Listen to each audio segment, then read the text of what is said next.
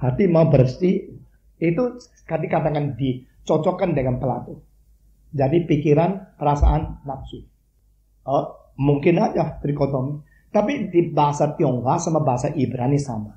Kadang-kadang pakai istilah yang hampir sama untuk mengutarakan tekanan. Ini penting sekali. Jadi sekali lagi. Jadi istilah Tionghoa yang cuma satu huruf itu hampir tidak ada. Makanya ada satu hal yang orang barat tidak ngerti. Kenapa darah Yesus di dalam Tionghoa selalu tambah satu istilah. Yesus de Pao Xue. Jarang banget Yesus de Xue. Yesus de Xue. Tidak ada itu. Itu kurang ajar. Yesus de Pao Xue. Dan istilah Pao Xue berarti darah yang berharga itu. Pusaka ini memang muncul satu kali di Alkitab. Precious blood of Jesus Christ. 1 Petrus. Engkau ditebus bukan dengan emas, dengan perak, tapi dengan darah yang berharga itu. Nah itu menjadi satu kebiasaan dengan sejarah Tionghoa dan kebudayaan. Jadi pakainya 2 huruf. Pao Xue. Jadi di dalam syair, di dalam lagu, di dalam khotbah, hampir tidak muncul cuma Yesus de Xue. Yesus de Pao Xue. Yesus de Xue. Yesus de Pao Xue. Kadang-kadang muncul, tapi itu tidak begitu bagus, begitu anggun. Ya, jadi di sini apakah dia trikotomi tidak tahu, tapi dia pakai 3 istilah. Jadi shen, xin, yi. Shen hao jing er xin rao zi, xin hao jing er yi qian zi. Jadi semangatnya di dalam kita katakan ini adalah rohnya atau spirit di dalamnya itu mau tenang, tetapi dikacaukan oleh hati. Nah ini hati lebih bersifat perasaan. Lalu hati mau juga statis, tetapi digeret, seret oleh nafsu. Kalau engkau bisa mengendalikan nafsumu, nah engkau bisa tenang. Nah ini platonik ya, sangat platonik. Ini setiap kalimat itu disusun 4 huruf, tidak gampang. Seluruh sejarah itu cuma berapa orang yang bisa mengatakan di dalamnya filsafat antropologi. Teruskan.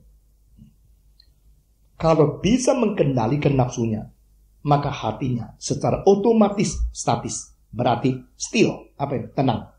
Ya. Cheng qi xin er shen zi qing.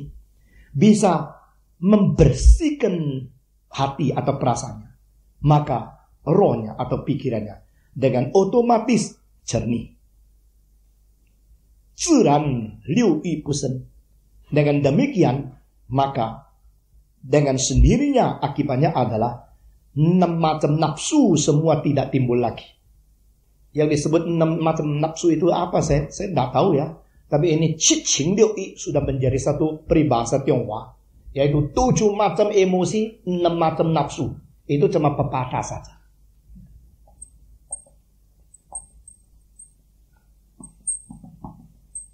Nah, di dalam istilah seperti gini tidak tentu perlu dituntut yang disebut 6 itu apa isinya. Karena san xin liang yi. San xin liang yi berarti 3 pendirian, 2 macam kemauan. Akhirnya tidak bisa jadi apa-apa. Sebenarnya itu boleh dikatakan istin liang yi. 1 hati 2 niat berarti cabang kemauan. Ya, itu di dalam Yakobus kan bilang tidak bisa minta apa-apa. Di dalam Tionghoa bukan 1 hati 2 kemauan. Justru 3 hati 2 kemauan. Ya itu 3 hati, di mana ada 3 hati? Tidak ada artinya. Itu cuma angka yang menunjukkan sesuatu makna yang tidak perlu dituntut. Demikian Qing Liu Yi. Lalu jangan engkau tafsirkan 7 macam emosi, yaitu termasuk marah, senang, susah, sedih, kecewa, apa 7. Lalu nafsu mata, nafsu hidung, nafsu apa? Tidak tentu. Yaitu segala macam nafsu, segala macam emosi yang tidak beres. Itu sendirinya akan menjadi tidak muncul lagi. Kalau ya nggak ada arti, yaitu segala macam nafsu, segala macam emosi. Ya, yang saya baru jelaskan itu. Santu xiaomie, 3 macam racun akan hilang sendiri atau akan lenyap. Itu 3 macam racun. Itu racun apa? Saya tidak bisa dijelaskan. Tapi ada satu peribahasa Tionghoa mengatakan san jing chen tu. Ini jing ini apa ya? Sebenarnya jing di sini adalah artinya sari yang paling kental. Dan sari yang paling kental itu kristalisasi yang paling kental. Ini sebenarnya kalau dipakai untuk tubuh manusia laki-laki, ini sperma. Ya. Jadi itu liquid daripada alat kelamin yang mengakibatkan penghamilan. Apa itu? Hah?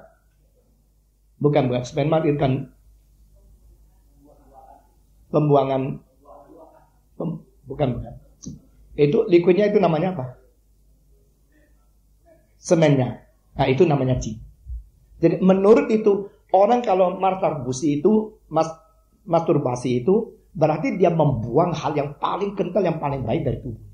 Itu orang yang melakukan itu menghabiskan semangat sendiri. Karena di situ unsur yang paling penting untuk dia punya stamina, untuk dia punya kekuatan, untuk dia punya vitamin. Itu pikiran orang dulu begitu. Ya. Dengan demikian itu disebut adalah jing.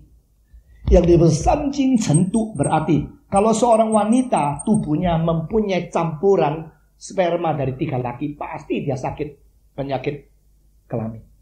Itu menjadi racun. Jadi ini telah mengandung satu pikiran. Kalau satu wanita cuma bersetubuh dengan satu laki-laki seumur hidup, tidak mungkin dapat sakit penyakit kelamin. Karena Tuhan alam sudah mengatur sampai bersih. Tapi kalau yuk ganti pasangan, berzina, itu campuran sperma yang berbeda-beda orang, akhirnya menjadi tuh. Ya. Tetapi sancing sentuh ini sudah menjadi satu peribahasa. Sedangkan santu ini di sini di mana? Kita tidak tahu. 3 macam racun itu akan sendirinya lenyap sendiri. Yang tidak mungkin atau yang tidak sukses melakukan ini, yang disebut kenapa bisa sampai tidak jadi? Maksudnya, for those who are not able to do it, yang tidak mungkin, karena hatinya belum dibersihkan. Nafsunya belum dikendalikan. Yang bisa mengendalikan, nah di bawah ini dalam sekali ya. Lalu engkau sudah bersih hatinya, melihat ke dalam, tidak ketemu hatinya. Ini dalam sekali kan? Maksudnya apa? Hati itu sudah bersih. Begitu bersih sampai tidak kelihatan hatinya. Karena apa? Transparan. Ngerti? Nah kalau hati itu dibentuk daripada kertas, kelihatannya hatinya di sini. Tapi hati itu kalau dibentuk daripada kaca, kelihatan juga karena ada cahaya yang bikin kaca itu refleksi kan. Kalau hati itu begitu bersih sampai dibentuk dari udara, ini ada hati di sini. Dan hati itu dibentuk oleh udara. Itu lihat nggak? Nah lihat kan? Nah neikuan cisin, cekuan sin u cisin. Di dalam hati itu tidak kelihatan hatinya. Waikuan cisin, sin u cisin. Di luar mau lihat dia punya bentuk, tidak kelihatan bentuknya. Jadi saya hanya bisa memberikan contoh. Ya, kalau ini air, di dalam air ada satu bentuk hati yang dibikin dari plastik, kelihatan nggak? Ya, tapi kalau di dalam air ada satu hati yang bentuknya hati, kelihatan nggak? Bentuknya itu elemennya dari air, kelihatan nggak? Itu di dalam air ada satu hati yang dibentuk daripada air. Engkau kelihatan nggak? Bukan karena tidak kelihatan itu bentuknya, juga tidak kelihatan warnanya. Karena dia memang dari air kok. Kalau itu hati sudah bersih sampai murni luar biasa itu, engkau bahkan tidak lihat hatinya. Dan juga tidak lihat bentuk hati itu bentuk apa. Karena seluruhnya itu jernih, transparan sampai tidak kelihatan. Begitu. Nah ini nanti menuju kepada apa? Menuju kepada kalam, kepada logos. Wai guan qi xing, xing wu qi xing. Kalau dilihat dari luar. Untuk kali ini terakhir. Nah, saudara-saudara, saya akan selesaikan pelajaran daripada Lao Tzu. Ya, Lao Tzu. Kita telah memikirkan tentang itu Tao. Di dalam konsep Lao Tzu itu adalah mendahului terciptanya atau keberadaannya langit dan bumi. Dan Tao itu adalah transenden. Tao itu self-dependent dan sebagainya. Ya. Oke. Sekarang catat beberapa hal lagi ya. Tao itu adalah ukuran dan juga standar segala sesuatu. Boleh dilihat dari pasal 1. Tao itu sangat ajaib dan misterius. Pasal 1. Tao itu menghasilkan segala sesuatu tapi sendiri adalah hasil daripada yang disebut ketidakberadaan. 42 dan 40. Sekarang inti sari daripada tau. Di sini kan ada fatsanya. Ya. Sekarang inti sari dari tau itu boleh diambil dari pasal 21. Saya akan tulis asalnya, asli bahasanya. Lalu saudara nanti akan membaca dari terjemahan Lin Yutang. Kong de zi yong, wei dao si chong. Dao zi wei wu, wei huang wei fu. Fu xi fang xi,其中有相. Langsung aja yuk buka 25. Huang xi fu xu, 其中有精. Yao xu min xu, 其中 ini ada 其中有物. 其中有精. 神经神真. Ini semua kalimat yang kentalnya luar biasa ya. 其中有信. Nah jelas. Hah? Nah kalau silo kan soal cahaya kan. Nah kalau dah jelas tapi ada sesuatu di dalam itu namanya Huang xi fu xu qi zhong you. Ya di tengah-tengah ketidakjelasan ada sesuatu. Bagus ini. Nah. Ini lebih dah jelas. Coba lihat. Ya dong? Karena apa itu? Ini sudah diperbudayakan. Bukan tahu aslinya. 从古至今其名常在其名不去以阅万谱. Oke, ini dalam sekali ya. Begini. Kong ini bukan Kongzi loh. Kong ini adalah besar sekali. Nah saudara-saudara di dalam pikiran Lao Tzu itu tahu itu sumber yang menjadi dasar segala sesuatu. Tapi waktu diaplikasikan itu menjadi general principle to control over the universe. Itu namanya Te. Dan Te ini setelah berapa ribu tahun ini selalu dimengerti sebagai moral. Tetapi Te itu di dalam konsepnya Lao Tzu atau istilah kuno ini sebenarnya bukan moral. Adalah prinsip aplikasi. Prinsip aplikasi bukan dari satu orang. Tapi prinsip aplikasi daripada logos yang menghidupkan segala sesuatu. Atau kalau dimengerti daripada teologi Kristen, Allah Bapa yang berada di surga itu sumber segala sesuatu. Tetapi yang bekerja di dalam ciptaan itu adalah Allah Anak. Lalu yang menggerakkan segala moral itu adalah Allah Roh Kudus. Jadi itu yang menggerakkan, bukan berada di takhta, tapi yang menggerakkan di alam semesta itu adalah sesuatu yang mengaplikasikan apa yang menjadi kehendak surgawi. Itu namanya Te. Jadi Te di sini di dalam terjemahan Lin Yutang pun sendiri dia tidak sembarangan menerjemahkan. Dan kadang-kadang diterjemahkan sebagai virtue atau tetap moral ya. Tetapi sebenarnya adalah prinsip total yang mengaplikasikan Tao ke dalam alam semesta. Ya, the general principle which applies the principle of Tao into the universe. Itu namanya Te. Maka Kong De Zi Yong maksudnya di sini sesuatu pengaplikasian yang agung di dalam universitas, di dalam universal itu adalah seluruhnya mengikuti apa yang ditetapkan oleh Tao. Tidak ada prinsip lain. Jadi apa yang ditetapkan oleh Logos itu diaplikasikan ke dalam seluruh alam semesta.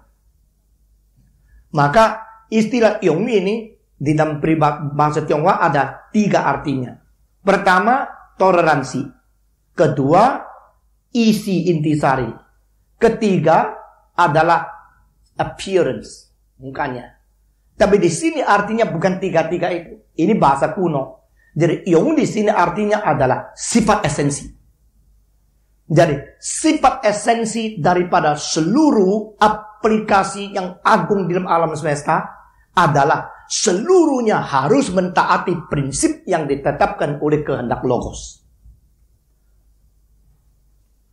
Nah ini kalau orang Gerika mengertinya adalah segala sesuatu ditambah dengan logi.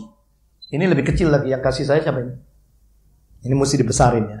Jadi filologi, theology, physiology, psychology, ya. Ini semua berarti ada logi yang menjadi sesuatu cara kita mengerti. Ilmu, disiplin ilmu di mana kita boleh mengerti sesuatu. Ya. Kalau di dalam jiwa, psikologi, cara mengerti seko, cara mengerti filo, cara mengerti teo. Nah ini namanya ilmu teologi, ilmu apa? Maka ada sesuatu logos yang menjadi semua mesti mengikutinya.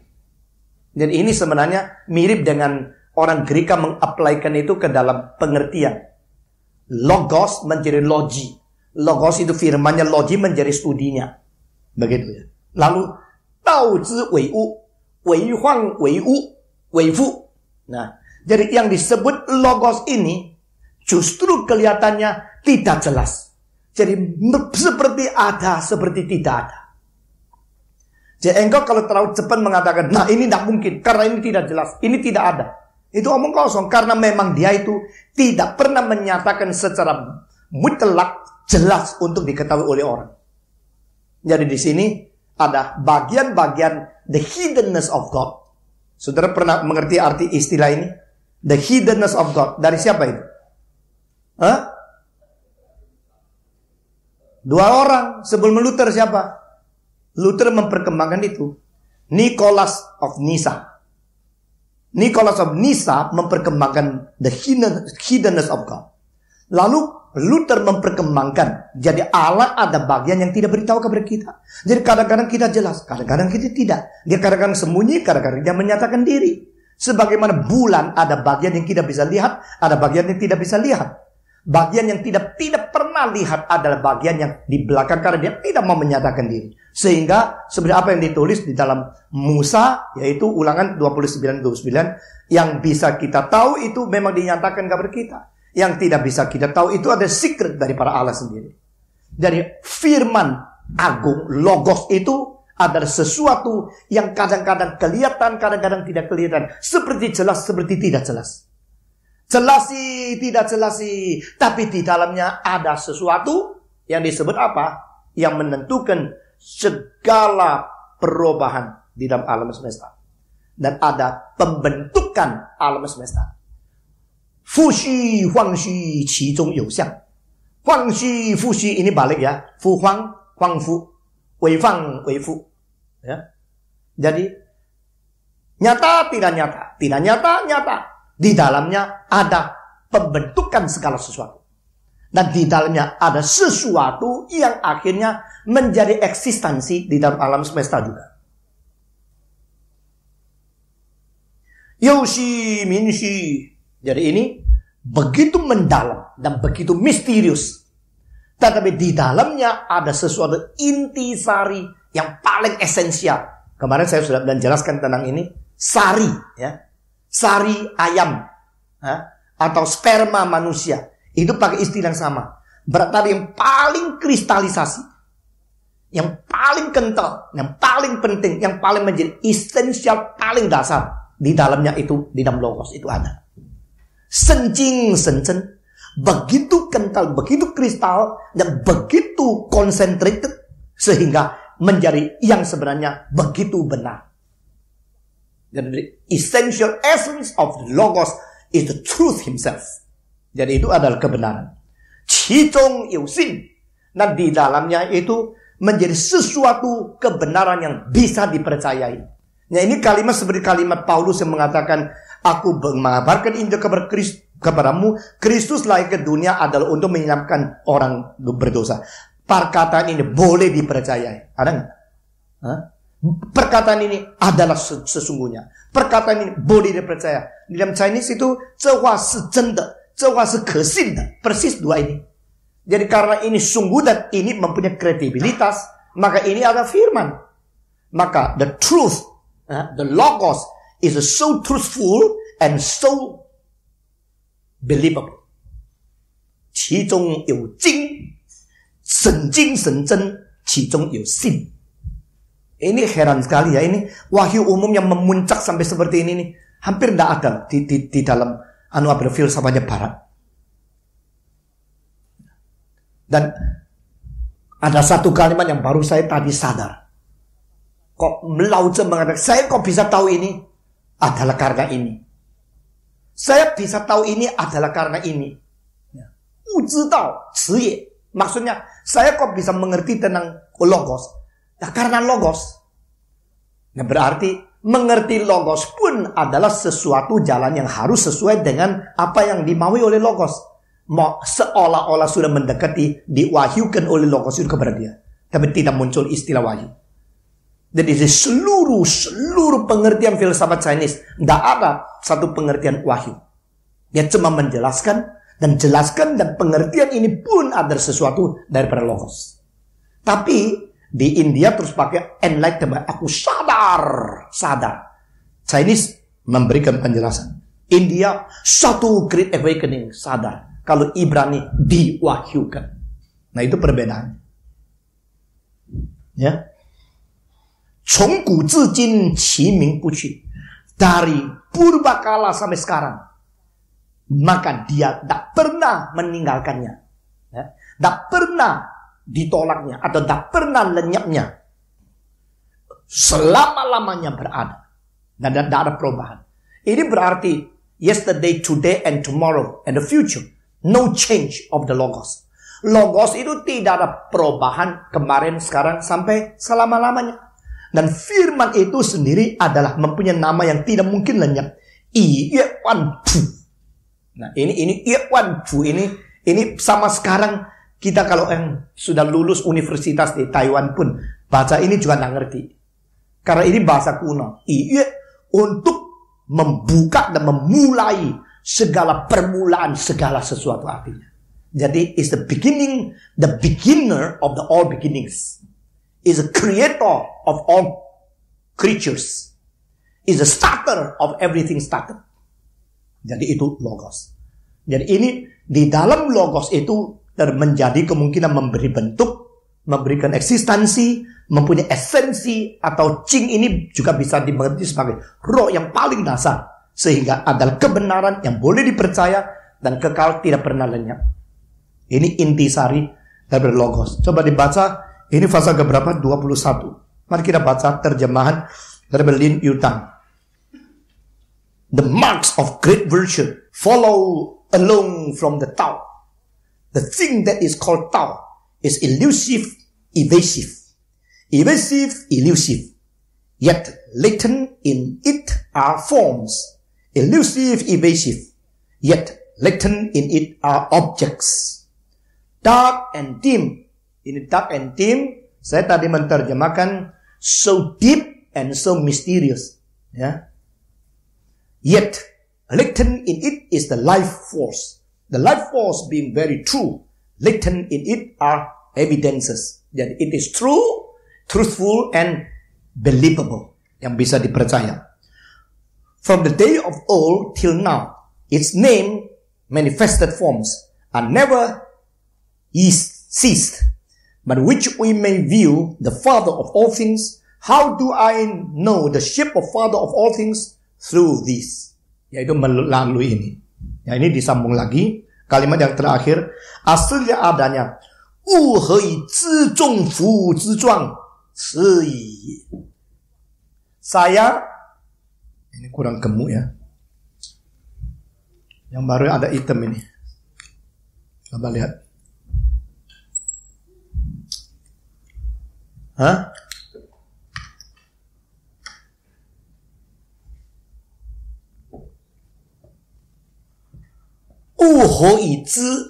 Saya bagaimana bisa mengetahui? Ya. Bagaimanakah? Yang lain-lain. Ya. Saya bagaimana boleh mengetahui? Zhongfu zizhuang. Segala permulaan ini dan fenomenanya. Bagaimanakah saya bisa mengetahui fenomena dan kondisi dari segala sesuatu yang permulaan itu?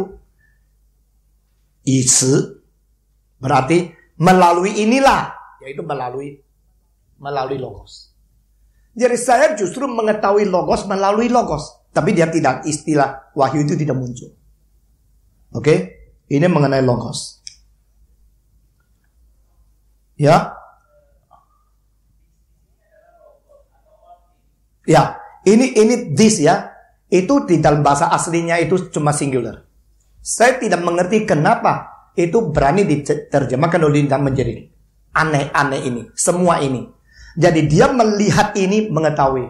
Tapi di dalam aslinya itu jadi ada penterjemah dalam buku-buku yang lain mengatakan itu ada justru melalui jalannya logos saya mengetahui caranya logos.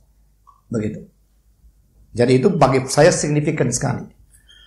Oke, sekarang kita melihat lagi. Di dalam pasal 14 dia mengatakan, di dalam pasal 14 dia menjelaskan apa yang disebut sebagai wei huang wei fu. Yang kelihatan seperti ada, kelihatan seperti tidak ada.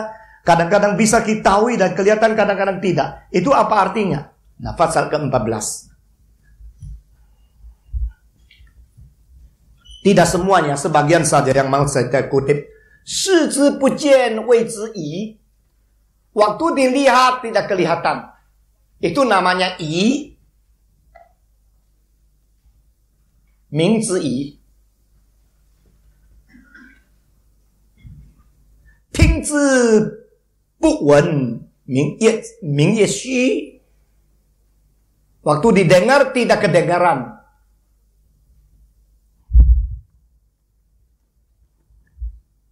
Yuk coba baca buka yang ke-14. Ting zi bu wen, waktu didengar tidak kedengaran. Ming yue xi, bo zi bu de, waktu digulat atau dipegang tidak mendapatkannya. Ming zi wei, ming ye wei. Wei ini akhirnya di dalam sejarah menjadi kecil sekali. Yang disebut micro, ya. Jadi xian wei jing mikroskop, ya. Wei bu zhu dao, begitu micro sampai tidak bisa diketahui atau tidak bisa dihitung. Itu namanya wei. Si san ze bu ke ju. Ketiga hal ini tidak bisa ditelusuri sampai akhirnya. Saya tidak tahu kalau ini Lintang menerjemahkan bagaimana ya. Ini istilah kuno. Gu fen wei, maka ketiga ini bergabung atau tercampur menjadi satu. Qi sang bu qiao. Di atasnya tidak kelihatan cahaya. Qi xia bu mei. Di bawahnya tidak kelihatan keruhnya. Xun xun bu ke ming. Sangat misterius sehingga tidak tahu namanya. Fu gui yi wu. Akhirnya kembali kepada sesuatu yang tidak ada. Si wei wu zhuang zi zhuang. Ini yang sebut boleh dikatakan sebagai sesuatu bentuk yang tidak berbentuk. Wu zi xiang, sesuatu gejala yang tidak ada barangnya. Ini yang disebut huang fu, yang disebut bisa kelihatan tidak bisa kelihatan. Jadi pengertian huang fu ini sebenarnya sudah pernah dibicarakan pada pasal ke-14 yang untuk menjelaskan ini, wei huang wei fu. Apa yang disebut wei huang wei fu itu? Waktu mau dilihat tidak kelihatan. Waktu mau didengar tidak ada suaranya. Waktu mau dipegang tidak ada barangnya. Namun demikian, ketiga hal ini kalau ditelusuri sampai tuntas tidak mungkin. Jadi ini menjadi sesuatu hal yang di atas tidak kelihatan cahaya, di bawah tidak kelihatan seperti bayang-bayangnya. Nah bagaimana? Jadi ini begitu misterius kita tidak bisa menamanya dan akhirnya menjadi sesuatu yang tidak ada. Tapi ada enggak? Nah ini mirip dengan apa yang menjadi pengeluhan daripada si Ayub. Di mana aku boleh menemukan Allah? Aku ke depan tidak menemukan dia. Aku pinggir tidak kelihatan. Aku balik tidak kelihatan dia. Tapi dia berada. Bagaimana saya bisa melihatnya? Bagaimana saya bisa menemukan dia? Sehingga saya menyatakan segala kesulitanku untuk berdebat dengan dia. Saya tahu dia ada di sekitarku. Tapi tidak ada. Persis. Jadi itu konsep-konsep yang mengenai Allah yang tidak bisa dipegang, tidak bisa dengar. Tapi ada. Ada tapi tidak bisa kelihatan. Ini semua ada di dalam pasal ke-14 dari Tao Te Ching. Kita baca ya. Apa yang diterjemahkan oleh Lintang, saya belum mengecek. Look at, but cannot be seen. That is called the invisible. Listen to, but cannot be heard. That is called the inaudible. Grasped at, but cannot be touched. This is called the intangible. This the truth elude all our inquiries, and hence blend and become one. But by its rising is there light, nor by its sinking is there darkness. Unceasing, continuous, it cannot be defined, and reverts again to the realm of nothingness. That is why it is called the form of formless, the image of nothingness. That is why it is called the elusive. Meet it, and you do not see its face. Follow it, and you do not see its back. He who holds fast to the Tao of old, in order to manage the affairs of now, is able to know the primeval beginnings, which are the continuity of Tao. Nah, ini masih ada dua istilah yang paling penting. 迎之不见其面，随之不见其后. Ini di belakang ini ya, masih ada dua istilah, dua kalimat. Aslinya begini. 迎之 menyambut dari depan. Dia datang engkau menyambut, tak kelihatan mukanya. 不见其面. 随之 lalu dia pergi. Engkau langsung mengejar di belakangnya. 不见其后, tak kelihatan pundaknya. Apa ini? Punggungnya.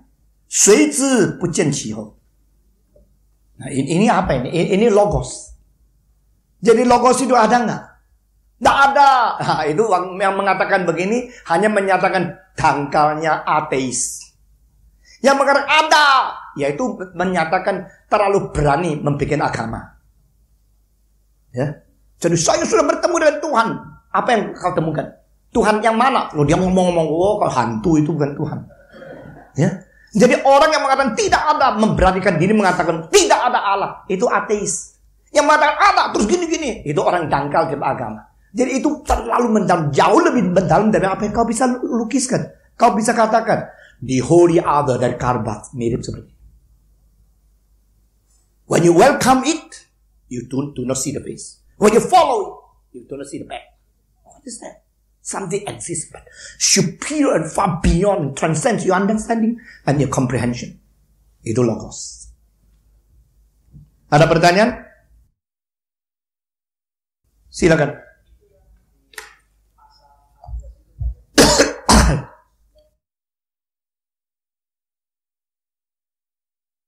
Tergabungnya itu, aslinya itu hun. Jadi semacam gabungan yang bukan integrasi, tetapi apa itu? Blend. Jadi seperti sesuatu yang campuran aduk jadi satu. Ya. Oh, ini tiga bukan Tritunggal. Lihat tak kelihatan, dengar tak kedengaran. Ini tiga hal. Ketika agnostisisme ini, ketika skeptisisme ini, ketika yang tidak ada ini, jadi satu, jadi akhirnya lebih bingung.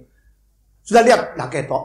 Berusaha lihat, iya. Seperti ada. Apa itu? Tidak tahu. Jadi akhirnya kacau balau. Kalau di dalam pengalaman Paulus adalah lihat cahayanya, tetapi tidak dengar suaranya. Tetapi di dalam lain tempat, dengar suaranya tapi tidak lihat mukanya.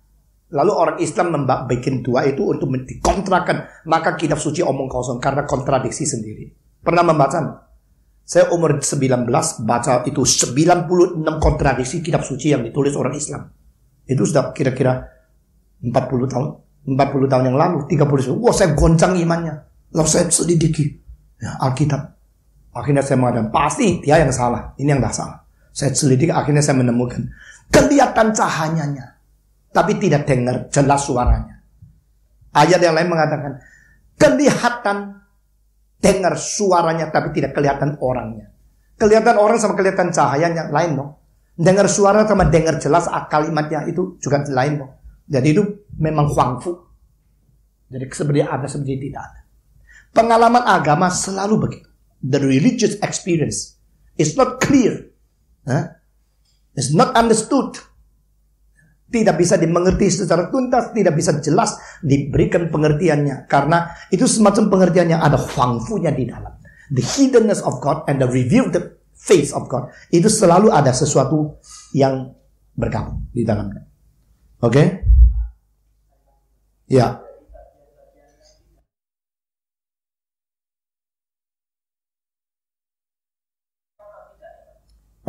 Saya tidak tahu, tapi isu misteri sama mistik itu dua hal yang berbeda sekali kan. Kalau mistik itu berarti kita sudah menjelajah ke dalam sesuatu yang kita anggap itu tidak bisa diketahui orang, tapi yang menjelaskan seperti dia yang tahu. Jadi mistiksis itu adalah orang yang menganggap diri mengetahui bagian yang lebih dalam dari orang lain. Tapi orang lain menganggap itu mistik. Tapi misterius itu memang sesuatu hal yang melampaui akan marifat daripada manusia. Maka Paulus mengatakan, jikalau engkau baca tulisan surat saya, Efesus pasal 3, engkau langsung mengetahui berapa dalam aku mengetahui misteri daripada Kristus. Jadi, you know how deep I understand the mystery of Christ. Jadi dia tahu. Kenapa? Karena pengwahyuan Tuhan kepada setiap orang itu derajatnya lain. Dan Paulus pernah naik ke angkasa tingkat ketiga dan mendengar suara daripada Taman Firdaus. Jadi dia mempunyai satu pengalaman agama yang jauh lebih tinggi dari orang biasa. Sehingga pengertian misteri di dalam pengalaman dia melampaui banyak rasul yang lain. Begitu. Ya, jadi itu kalau nggak ngerti terus itu jadi mistik. Misteri sama mistik itu lain. Oke. Jadi sekarang saya minta saudara perhatikan. Ini tahu ya. Tahu yang mendahului terjadinya segala sesuatu. Tahu yang kekal. Tahu yang tidak berubah. Tahu yang tidak jelas bisa dilihat dan didengar. Ini tahu yang tak pernah lenyap daripada keberadaan. Dan tahu yang membuat seluruh itu ada. Ini tahu akhirnya menjadi te. Yaitu waktu dia mengimplikasikan itu menjadi satu kekuatan te. Jadi setiap kali memikir tentang te. Tahu tecing itu terdiri dari tahu sama te. Tahu tecing itu tahu bagian pertama mengenai firman logos itu te, bagaimana implikasinya. Setiap kali mengingat istilah te di dalam filsafat Lao Tzu, jangan dipersamakan atau diidentikan dengan istilah penggunaan te di dalam segala zaman. Karena ini te biasanya menjadi moral. Tapi di dalam situ adalah bukan dalil moral, dalil aplikasi logos di dalam alam semesta. Itu artinya. Oke.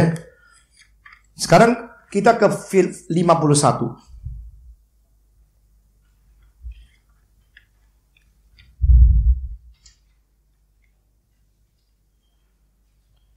51 ada 4 istilah atau 4 kalimat pendek dari permulaan. Itu alam semesta terjadinya melalui 4 hal ini. Pertama, Tao Sheng Zhi, yaitu logos yang memberikan pertumbuhan segala sesuatu. Logos yang memberikan pertumbuhan segala sesuatu. De Xu Chu Zhi, dan itu de yang mengimplikasikan sehingga mengadakan dan menjadi intinya segala sesuatu. Ketiga, U Xing Zhi. Lalu U ini apa? Sesuatu benda atau sesuatu keberadaan yang telah menjadikan segala pembentukan. Jadi ini 4 proses. Tao Sheng Zhi, De Chu Zhi, U Xing Zhi, Shi Cheng Zhi. Ini U ya, sesuatu atau benda. Istilah ini bisa diterjemahkan 2 macam. Shi ini satu sikon atau sesuatu attitude ya. Sesudah itu Zhang Zhi Yi Zhi.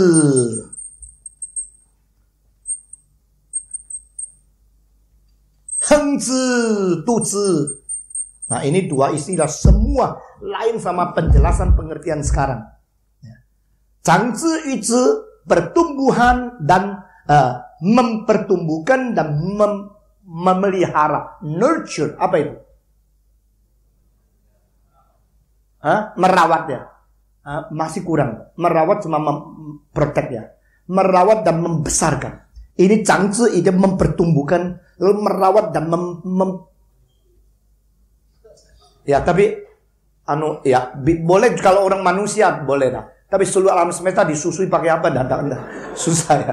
Jadi mempertumbuhkan, merawat sama bisa menjadi mateng maksudnya. Ini dua istilah ini wah susah sekali. Ini hengzi tuzi itu sebenarnya aslinya artinya adalah menjadikan dan mematengkannya. Jadi ini asli kuno ini sama boleh dipakai dengan cengzi. Tuzi itu boleh sama dengan suzi. Jadi ini dua istilah yang sama sekali berbeda karena bahasa sekarang tuzi itu meracuni. Tapi bahasa kuno justru mematengkannya, memahirkannya. Nah, itu cuma istilah tuzi, suzi. Ya, jadi sekarang engkau mendidik ya, maka pendidikan barat ya edukasi knowledge selesai. Pendidikan Tionghoa tidak. Yang disebut mendidik itu membesarkan, mempertumbuhkan, merawat dia, memahirkan dia, dan menjadikan dia besar. Sampai moralnya, wataknya itu, baru itu pendidikan. Jadi di sini, dia alam semesta itu diberikan hidup atau diberikan keberadaan daripada Tao. So, implikasi bertau itu bagaimana? Itu memberikan pemeliharaan dan memberikan segala intisari di dalam hidup itu untuk berada. Sesudah itu, nah ini seorang filosof di dalam sejarah mengatakan yang disebut di sini adalah in sama yang, dua kutub itu yang bekerja sama pembentukan. Jadi in yang, segala sesuatu ada in ada yangnya. Jadi laki, perempuan, siang, malam, ya, terang, gelap, musim panas, musim dingin, langit, bumi. Itu satu in, satu yang membuat keharmonisan alam semesta. Itu yang membentuknya. Jadi itu di sini ada pengertian dari bang filsafat kuno itu ada in yang. Lalu shi ini disebut lingkungan. Lingkungan yang diciptakan untuk segala sesuatu itu saling, all things work together for good. Segala sesuatu dicipta menjadi lingkungan. Jadi saya baik untuk pohon-pohon karena oksigen yang saya terima itu justru yang tidak mau oleh pohon. Dan apa yang oksigen dia perlu justru apa yang saya keluarkan. Ini menjadi suatu lingkungan yang saling bekerja sehingga menjadi sesuatu keharmonisan. Ini mendalam sekali ya. Jadi ini tercatat di pasal 51. Mari kita membaca 51. Di pasal 51 dibacanya dengan apa? L tambah I ya. Ya jadi seperti Yosua Li itu. Ili gitu. Alam semesta sebagai I itu apa? I itu kombinasi dari 4 atas, bawah, dan 4 sudut. Kanan, kiri, depan, belakang, timur, barat, utara, selatan. Digabung dengan atas, bawah, ini namanya I. Apa itu? Space kan? Ini pengertian dari space. Zhou adalah dulu, sekarang, dan seterusnya. Ini kesinambungan. Past, present, and future. Apa ini? Time. Di dalam alam semesta. Artinya, within the combination of time and space, we exist. Kita berada di dalam alam semesta. Bacanya, kita berada di tengah-tengah waktu dan tempat. Itu pengertian Chinese.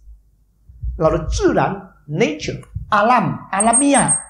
Yang disebut alamiah berarti tidak ada sesuatu yang mengakibatkan dia, tapi dia sendiri memang begini. Ada pada diri, jadinya memang pada diri, itu namanya alam. Oh ini bikinan, nah ini tidak bikinan, ini alamiah. Alamiah berarti tidak ada yang bikin. Jadi kalau dia mengatakan manusia mentaati akan bumi. Bumi mengambil model dari langit. Langit mengambil model daripada Tao. Tao sebenarnya ada pada diri. Berarti self-dependent. Ya.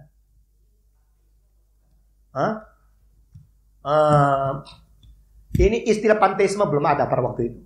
Dan tidak layak untuk dipakai di sini. Apakah kita bisa golok ini mau cocok dengan panteisme dan sebagainya? Saudara sekarang satu sistem filsafat yang begitu besar. Lalu kita pakai panteisme untuk menggabungkan kemudian itu tidak cocok. Karena itu terkurung oleh kebudayaan barat lagi. Ya. Karena di dalam Tionghoa itu panteisme dan panteisme. Karena di dalam panteisme tidak ada yang menguasai segala sesuatu. Ya toh? Panteisme tidak ada the Lord who is mastering everything. Tapi di pikiran ini ada loh.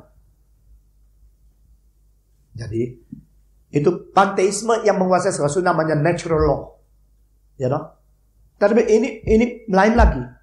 Karena itu kalau di Tionghoa punya sistem ini, tian, zhiran, itu kadang-kadang mempunyai arti kurang jelas. Ada penguasa yang ada tatanya. Jadi sedikit lain lagi.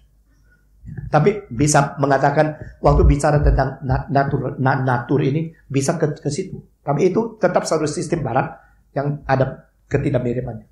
Apa?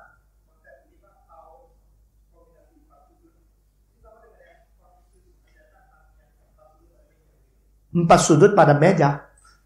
Nah, saya tidak pernah ngajar Confucius 4 sudut pada meja. Nah, sama.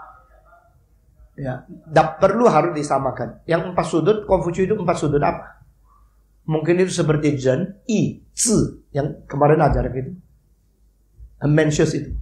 Ya mungkin itu. Tapi dia kutipnya dari mana saya tidak tahu. Dari bukumu itu bertanggung jawab, saya juga tidak tahu. Ya. Ini bisa saja kita punya pikiran belajar terus semua dicocokkan jadi. Mengkumpulkan 4 sudut dari meja mungkin tidak. Mengkumpulkan mencius muncul jadi sesuatu pikiranmu mungkin. Jadi kita bahaya jangan sembarang campur. Lalu ada satu istilah terus campurkan ini. Karena ini satu sistem sendiri. Waktu Lao Tzu mengatakan begini, Spinoza punya nenek moyang belum lahir. Panteisme itu daripada apa itu dari Bruno, tidak ada itu semua tidak ada. Ini sesuatu sistem original. Ini lebih tua dari Lao Confucius. Sampai Confucius mau pergi cari tahu itu apa sih tahu. Karena Confucius tidak pernah berani menjelaskan tahu itu apa. Lalu kalau tanya sama Lao Tzu, saya juga tidak berani. Tahu ya itu, tidak tahu. Karena tidak tahu, paksa namanya tahu. Kalau kasih nama, ya itu great. Tahu. Kalau di Neoplatonisme itu one capital. Yang satu itu sumber daripada apa? Pengaliran semua itu. Jadi ini kalimat yang paling penting fase 25 di sini ya. Something exists before the existence of heaven and earth. He is silent, isolated.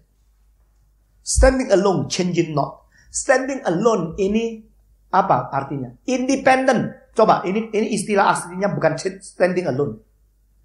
Aslinya adalah independent. Karena istilah itulah yang dipakai untuk menjadi istilah independen negara di dalam abad ke-20. Saya ulangi ya, kadang-kadang you luput satu kalimat yang penting. Bahasa aslinya tuli opukai.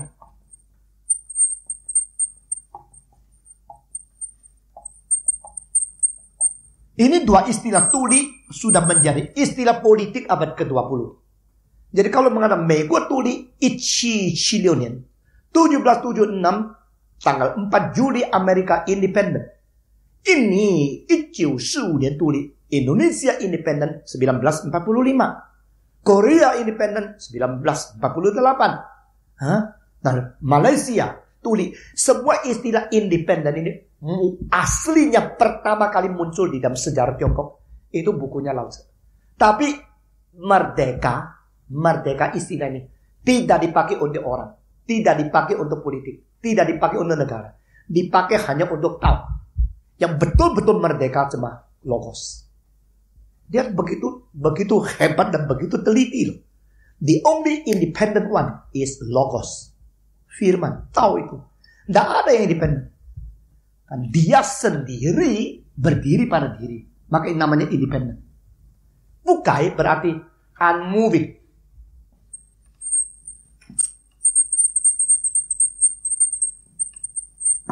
Lin Ita menerjemahkan change not. Sebenarnya saya tidak begitu puas dengan terjemahan kalimat ini. Di dalam kutipan saya, di dalam khotbah saya selalu pakai independent and unmoving. Bukan change not and self-standing. Self-standing itu tidak ada arti terlalu dalam kan? Tapi independent. The only independent in the universe. Jadi, yang disebut logos itu pertama dia adalah tidak ada sumber lain. Tidak ada induk lain. Tidak ada dasar lain. Dia sendiri menjadi dasar segala sesuatu. Dan dia tidak ada perubahan. Yaitu sifat kekekalan. Akhirnya dimengerti sesudah 350 tahun yang sesudah itu. Oleh orang namanya Aristotle. Unmoving mover. Kenapa bisa move kalimat terakhir? Man had the model from earth. Earth from heaven. Heaven from Tao. Tao menjadi sesuatu mover yang bikin semua gerakan pada dia. Jadi fase 25 ini sudah lebih dalam daripada Aristotle. Tao Te Ching fase 25 itu very very important. Unchanging, unmoved, eternal, self-existence, independent. Itu isolated ya. Itu sebenarnya aslinya begini. Liao xu, ji xu. Ya. Maksudnya adalah di sini tulis apa? Isolated dan apa? Silent. Ji xu. Ini berarti tidak bersuara, sunyi senyap. Ya, ini yang akhirnya menjadi satu manusia kalau mau ketemu dia mesti diam ke sunyi senyapan. Masih ingat tadi? Ya. Tapi di sini miao xi di sini adalah tersendiri atau tak bisa dicampur.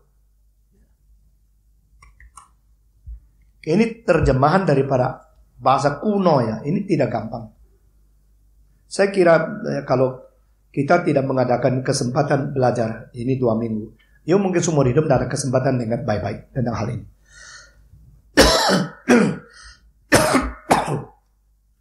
Terjemahan lain ini terbalik. Ji xu liao xi. Terjemahan lain adalah tidak berbentuk. Ya, jadi ini isolated ini di dalam pengertian yang lebih dalam adalah formless and soundless. The logos is formless and soundless. Dia tidak berbentuk dan tidak bersuara. Nah, sebenarnya di dalam Mazmur 19 mempunyai pengertian itu. Dia tidak bersuara, tetapi seluruh dunia mendengar suaranya. Ada nggak? Mazmur berapa? Waktu radio Pelita Kasih ulang tahun suruh saya khotbah, saya kutip itu. Tidak bersuara, tapi seluruh dunia dengar suaranya. Tidak berbentuk, tapi mengakibatkan seluruh bentuk daripada dia. Tidak bekerja apa, semua kerja dikerjakan oleh dia. Ya, he does nothing, but nothing undone. He says something, everybody heard to him, hears him. He has no form, but everybody get a form from him. Itu pengaruh yang begitu besar. Itu logos. Kedua,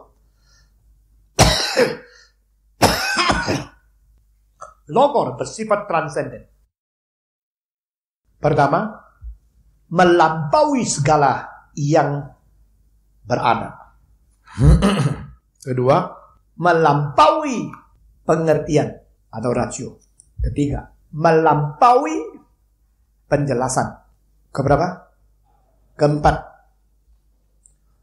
melampaui keterbatasan. Jadi ini sifat transenden. Sifat melampaui segala sesuatu dari kalam, dari logos ini. Seperti unspoken, but everything should act according to him. Soundless, but everybody listen to his sound. Formless, he forms everything. Dan dia pertama, ya melampaui segala yang berada. Jadi boleh menjadi induk segala sesuatu. Can be the mother of everything. Tetap pasal ke-25 tadi. Yeah? Before the heaven and earth existed, and worthy to be the mother of all things. Kalimat pertama dan kalimat yang ke-6, ke-7, ke-6. Xian tian di seng, wei tian xia mu. Ini aslinya ya. Kalau kita mempelajari filsafat bisa tahu bahasa aslinya itu lebih akurat ya. Nah, kalau saya mengajar filsafat Jerman, Perancis, Greka, saya memang tidak bisa memberikan seluruh aslinya bagaimana. Tapi kalau belajar Chinese filosofi saya, I know dan aslinya. Xian tian di seng. Nah, ini yang menjadi satu daya tarik buat saya sebagai seorang teolog Kristen. Karena the Logos was born before heaven and earth. Born. Aslinya itu born. Bukan lahir, karena istilah born di dalam bahasa Tionghoa bisa tumbuh, bisa menjadi ada, atau keluar, sengcu. Tetapi di sini istilah itu sangat menarik saya. Diterjemahkan oleh Lin Yutang sebagai before the heaven and earth existed. Ya, there was. There was tidak berarti was born. Tapi di sini, you huan cheng. Nah, ini satu istilah yang lain lagi. Ada sesuatu yang jadinya secara keadaan yang chaotic. Ya, seperti istilah chaos yang dikatakan di dalam apa itu? Kejadian pasal 1. Lalu dia lahir keluar sebelum adanya langit dan bumi. Kalimat ke-6, Wei Tian Xiamu boleh menjadi induk atau ibu daripada segala sesuatu di bawah kolong langit. Ini kalam. Ini sifat transendennya. Kedua, melampaui apa? Pengertian. Berarti tidak bisa dimengerti sepenuhnya. Tidak bisa dimengerti sepenuhnya. Kembali ke pasal pertama. Ayo, semua buka pasal pertama. The Tao that can be told of is not the absolute Tao. The names that can be given are not the absolute names. Ya, saya lebih suka menerjemahkan the Tao which can be spoken is not the eternal truth. Ya. Kebenaran atau Tao logos yang bisa dikatakan bukanlah kebenaran yang kekal. Lin Yutang menerjemahkan absolute Tao. Bagi saya mesti menerjemahkan sebagai eternal Tao yang kekal. The name, ini names that can be given are not absolute name. Mestinya the names that can be given are not the eternal names. The nameless is the origin of heaven and earth. The name is the mother of all things. Jadi, yang tidak bisa diberikan nama inilah adalah induk daripada langit dan bumi. Dan waktu kita memberikan nama untuk itu, jangan lupa dia juga adalah mother dari segala sesuatu. Jadi tidak bisa diketahui. Dan tidak bisa dikasih berita atau menjelaskan kepada orang lain. Ini sedikit mirip dengan sesuatu pengertian daripada seorang di Greka, yaitu zamannya sebelum Socrates, namanya Gorgias. Masih ingat? Itu semua sudah lupa ya apa yang saya ngajarkannya. Sofis. Sofis yang paling besar berapa orang? Lupa lu. Satu, Protagoras. Homo Mensura. Satu lagi, Gorgias. Yang pernah ikut filsafat saya, coba tunjuk tangan. Saya tadi pagi lagi pikir, siapa murid saya sih? Ada orang dengar khotbah saya terus karena terpengaruh 2 kalimat, mati-matian belajar filsafat di Beijing, ada yang di Taiwan. Satu yang dengar khotbah saya terus terpengaruh, sekarang sudah menjadi penterjemah buku yang besar-besar. Nah, dipakai oleh universitas di Taiwan karena dipengaruhi saya. Mungkin itu murid saya. Nah, ini juga murid-murid Anda. Sudah lupa lu kamu. Itu Protagoras mengatakan Homo Mensura, man is the measure of all things. Itu bapak dari humanisme. Gorgias mempunyai 3 dalil. Masih ingat? Dalil pertama, nothing exists. Kedua, if something exists, cannot be understood. Ketiga, if can be understood, cannot be explained. Atau be conveyed to other, communicated. Jadi ini konsep mirip sama ini. Logos itu tidak bisa diketahui dan tidak bisa dimengerti. Dan kalau ngerti pun tidak bisa dibicarakan, tidak bisa diutarakan kepada orang lain. Jadi no communication. Jadi logos lebih besar dari otak yang mau mengetahui. Logos juga lebih besar daripada kemungkinan itu bahasa untuk mengutarakan. Nah, kalimat ini kalau dimengerti dalam kitab suci lain. Tuhan bukalah mataku sehingga melalui Tauratmu aku melihat keajaiban. Melalui istilah-istilah harafiah, mengerti akan makna-makna spiritualnya. Maka Paulus mengatakan kalimat-kalimat hurufiah itu adalah mematikan orang. Hanya arti-arti sesungguhnya itu menghidupkan orang. Di situ caranya Paulus memberi pengertian tentang transcendence nature of the Logos. Firman Allah melampaui akan pengertian, melampaui akan eksplanasi. Tetapi pengertian itu tidak menjebakkan kekristenan kepada agnostisisme. Tetapi pikiran ini mungkin membawa manusia kepada semacam corak agnostisisme. Bukan? Karena tidak bisa diketahui kok. Kalau tidak bisa diketahui kok, you tahu. Logos itu tidak bisa diutarakan. You berani utarakan. Begitu kan? Dia bilang paksa-paksa lah. Kasih namanya tahu. Padahal lebih daripada tahu. Yang disebut lebih daripada tahu berarti semua itu tetap yang diutarakan tetap bukan dia. Kalau begini apa dia? Di Holy Other. Kembali lagi ke berkarba. Dan ini merupakan satu hal yang dipikir oleh Barat ribuan tahun. Pada sebelum Barat mulai memikir ini sudah ada di pikiran Lao Tzu. Transcendensi. Keempat, melebihi daripada keterbatasan. Jadi ini berarti dia itu berada daripada ada, tetapi dia mulai dari ada, mulai daripada tidak ada.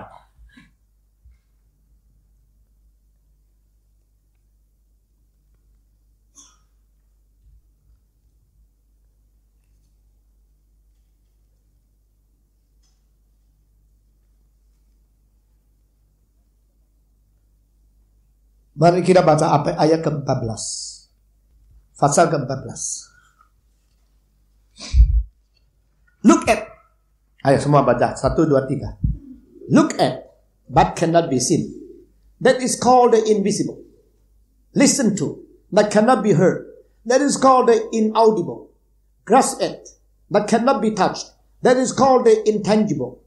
These three elude all our inquiries and hence blend and become one. Not by its rising is there light. Not by its sinking is there darkness. Unceasing, continuous, it cannot be defined, and reverts again to the realm of nothingness. Jadi, kalam itu begini. Tahu itu tidak bisa dipegang, tidak bisa dilihat, tidak bisa didengar. Dia melampaui segala keterbatasan. Ini adalah sifat daripada tahu itu. Ketiga, sifat logos itu bukan ada. Bukan ada. Kita membaca pasal 11. Bukan ada. 30 spokes unite around the navel. From their not being, losing of their individuality, arises utility of the wheel. Mold the clay into a vessel. From its not being in the vessel's hollow, arises the utility of the vessel. Cut out doors and windows in the house wall. From their not being empty space arises the utility of the house. Therefore, by the existence of things we profit, and by the non-existence of things we are served. Jadi, non-existence of things. Tahu itu adalah sesuatu yang dari tidak ada. Dan bukan dimengerti sebagai ada. Engkau mengatakan dia ada. Dia lebih dari ada. Nah kalimat ini mungkin dimengerti oleh Paul Tillich menjadi God is not a being. Saudara pernah membaca Tillich? God is not a being, but He is the ground of beings. Ya. Kalau mengatakan Allah ada, itu sudah menghina Allah. Karena Allah dijadikan salah satu di antara yang ada. Kalau begini dia cuma menjadi sesuatu keberadaan di antara begitu banyak keberadaan. Tapi engkau mengatakan kalau gini apa maksudmu? Allah tidak ada. Kalau ini ateis dong. Bukan. Allah melampaui ada. Nah ini maksudnya. Jadi orang mengatakan Allah ada bagi orang tertentu itu berarti telah menurunkan Allah ke dalam sesuatu dunia atau wilayah keberadaan yang sangat terbatas. Jadi maksudnya ini Lao Tzu mengatakan Wan u qi you, you qi u. Segala sesuatu aslinya segala sesuatu berasal daripada ada. Tetapi ada berasal daripada tidak ada. Tapi di sini istilah tidak ada bukan berarti non-existing, bukan. Tapi berarti yang tidak bisa dinilai. Yang tidak ada batas, melampaui keberadaan. Itu artinya. Jadi dia bukan hanya ada. Tahu itu bukan hanya ada. Plotinus mengatakan kalau menjelaskan Allah, karena Allah itu tidak ada analoginya, maka engkau tidak bisa mengatakan Allah adalah ini, adalah itu. Engkau cuma bisa katakan Allah bukan ini, bukan itu. Semua bukan negation itu, semua ditolak. Akhirnya you mengerti dia kira-kira apa. Nah ini yang dimengerti mirip dengan Taoisme. Di dalam India juga begitu. Jadi dalam India itu ada Rig Veda. Sehingga bisa menemukan bukan di dalam yang kita kelihatan. Oke. Keempat. Kalam itu bukan materi. Firman itu bukan materi. Kelima. Kalam itu tidak terbatas. Dan dia sumber yang menghasilkan segala sesuatu. Lihat pasal 42. Baca dulu 32 dulu ya. Tao is absolute and has no name. Though the uncurved wood is small, it cannot be employed, used as waste by anyone. If kings and barons can keep this the unspoiled nature, the whole world shall yield them lordship of their own accord. Jadi kalimat pertama yang diambil is absolute, has no name. 42 merupakan yang sangat penting sekali. Halaman berapa? 602 ya? Hah? 6 berapa? Ini 606. Ayo kita membaca bersama-sama.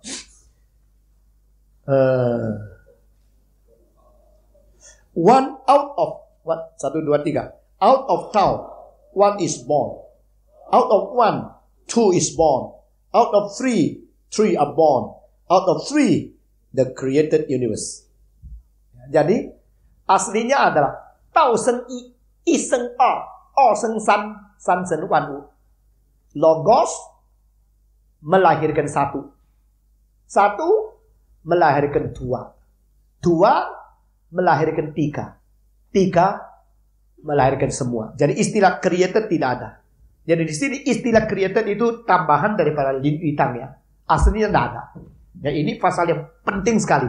Mengenai dia melampaui segala sesuatu. Dan dia adalah mulai atau induk dari segala sesuatu. Tao Seng I. Alam melahirkan satu. Lalu I Seng O. O Seng San. Ingat bilang bahasa Jawa gampang ya. Kalau I 1, 2, 2, 3, 3. Kalau gini 50 ya 50. Cuma tapi 3 habis ya. Sesudah itu tidak boleh lagi. Ya bukan gini-gini. Nah, tapi saya kasih sedikit pengetahuan antik ya. Sedikit saja. Ya. Ini arloji ya.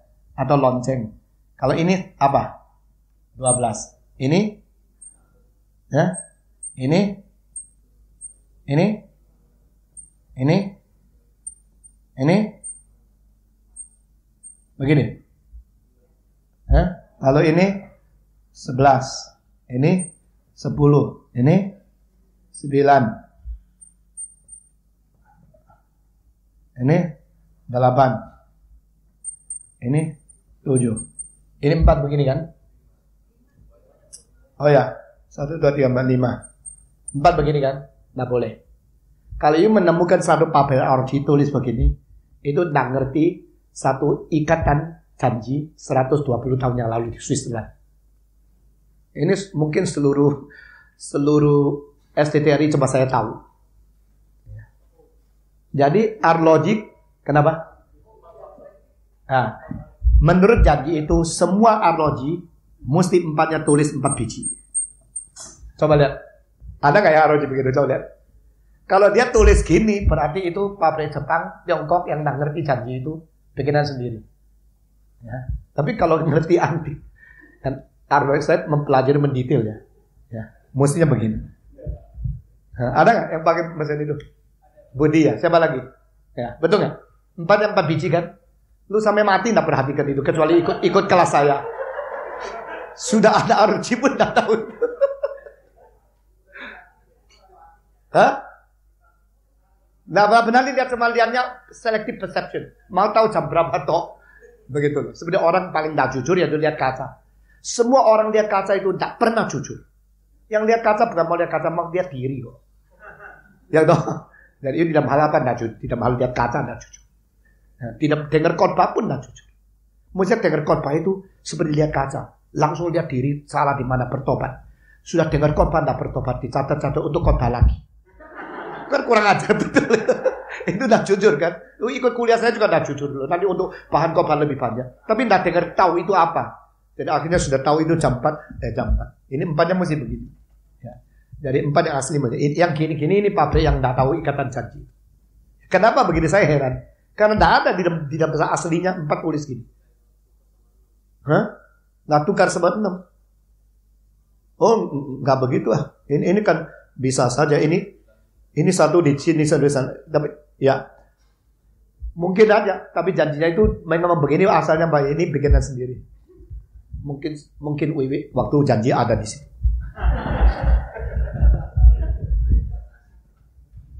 Oke, sekarang kita teruskan ya. Jadi Tionghoa ada ini ya, cema-cema ini ada, Switzerland ini ada. San sudah selesai, Si sudah begini, U begini, Liu begini, Qi begini, Pa, Jiu, Se. Ya. Jadi ini tahu seni logos melahirkan satu melahirkan dua melahirkan tiga, lalu tiga melahirkan all things, segala sesuatu. Nah, saya tidak tahu ya, kenapa ya istilah Cao itu create tidak keluar di dalam baik dirinya logos atau ekornya logos. Karena Yu Wen Cheng tadi ada sesuatu yang jadi dilahirkan Xian Tian Di Seng. Jadi logos itu juga dilahirkan kok. Cuma tidak pernah Lao Tzu mengetahui yang melahirkan logos itu siapa. Sampai kepada zamannya daripada Origin memakai istilah eternal generation. Ya. Jadi Kristus dilahirkan di dalam kekekalan. Itu lahir. Itu muncul daripada Yohanes pasal ketiga. Ya, dia ada anak Allah yang dilahirkan, anak satu-satunya, the only begotten son, the only born son of God. Jadi sekarang engkau lihat, kalam melahirkan satu melahirkan dua melahirkan tiga. Ini bukan permainan. Yang diartikan oleh Lao Tzu satu itu apa? Lalu yang diartikan bisa jadi dua itu apa sih? Lalu dijadikan tiga itu apa sih? Nah saudara, ini tebakan explanation di dalam sejarah filsafat Tiongkok itu banyak macam sekali. Nah mungkin yang paling penting itu dari Zhuxi. Saya pernah singgung sastrawan yang besar itu yang di dalam dinasti Song itu. Dia mengatakan, ini adalah Tai Chi. Tai Chi, sekarang orang main Tai Chi itu ya. Sebenarnya itu adalah the most supreme and most highest apa itu? Unsur yang paling puncak dan paling tinggi. Itu Tai Chi. Chi itu sudah top, sudah betul-betul sampai puncak. Tai Chi. Yang paling dasar, yang paling tinggi. Kedua, all ini apa? All ini juga ya disebut ada expression lain Qi, yaitu udara yang terbesar. The greatest spirit, the greatest Qi. Apa itu Qi ya? Pneuma, ya, atau apa itu? Ruah yang terbesar itu, yaitu Tai Chi atau Qi. Lalu ini dua ini disebut apa? Yin sama Yang. Yin sama Yang yaitu kedua kutub yang menjadi unsur pembentukan segala sesuatu. Kalau di dalam Patwa, saudara melihat satu gambaran gini. Ya, yang satunya hitam, titiknya putih. Yang satunya putih, titiknya hitam. Yang putih namanya Yin, yang hitam namanya Yang. Jadi Yin Yang pagi malam, Yin Yang kering basah, Yin Yang laki perempuan, Yin Yang betina sama jantan, Yin Yang itu tenang sama statik sama dinamik, Yin Yang itu butek atau keruh sama jernih. Itu semua Yin Yang. Ini dua ini menjadi sesuatu dua kutub. Jadi logos beget one, one give birth to two, and two give birth to three, and three give birth to all things. Di sini yang disebut I ini adalah Tai Chi, ya, the greatest one, or the absolute spirit. Two adalah yin and yang. Three itu dijelaskan oleh Zusi sebagai qi hua yin yang. Jadi the spirit working among and working to integrate and to influence yin and yang. Di sini qi hua yin yang. Kalau yin sama yang sudah dicampuri dengan pekerjaan roh itu, maka ada siang, ada malam, dan roh itu bekerja di dalamnya. Segala sesuatu akan muncul. Itu menjadi filsafat yang mengatakan terjadi dan segala sesuatu. Jadi ini tahu.